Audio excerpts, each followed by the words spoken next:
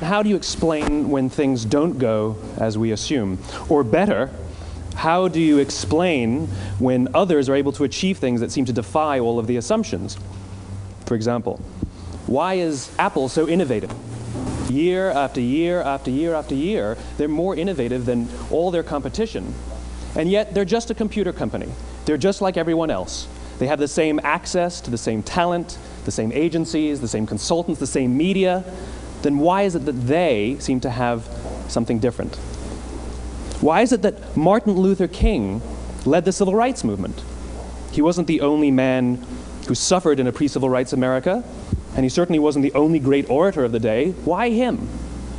And why is it that the Wright brothers were able to figure out controlled powered manned flight when there were certainly other teams who were better qualified, better funded, and they didn't achieve powered manned flight, and the Wright brothers beat them to it?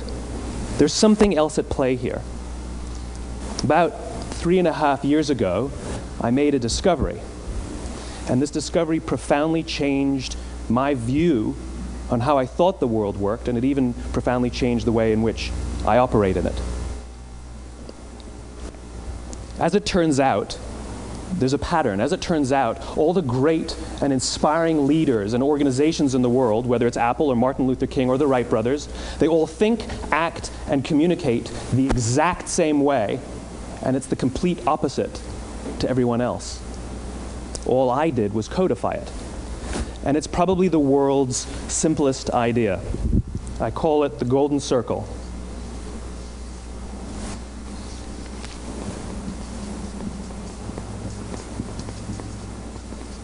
Why, how, what?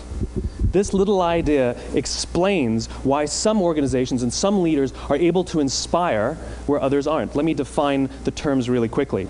Every single person, every single organization on the planet knows what they do, 100%. Some know how they do it, whether you call it your differentiating value proposition or your proprietary process or your USP.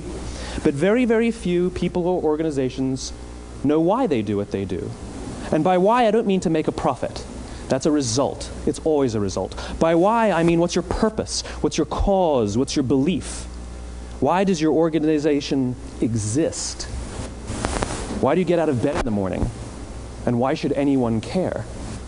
Well, as a result, the way we think, the way we act, the way we communicate is from the outside in. It's obvious. We go from the clearest thing to the fuzziest thing. But the inspired leaders and the inspired organizations, regardless of their size, regardless of their industry, all think, act, and communicate from the inside out. Let me give you an example. I use Apple because they're easy to understand and everybody gets it. If Apple were like everyone else, a marketing message from them might sound like this. We make great computers.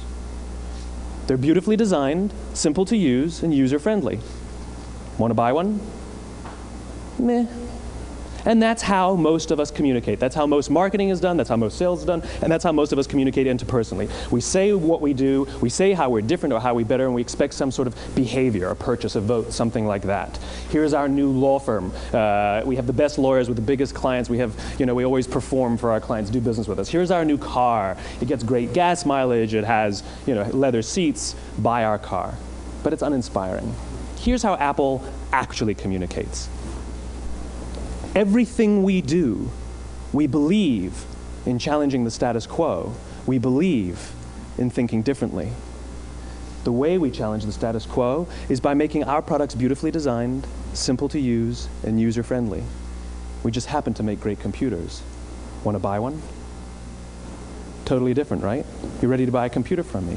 All I did was reverse the order of the information. What it proves to us is that people don't buy what you do, people buy why you do it. People don't buy what you do, they buy why you do it.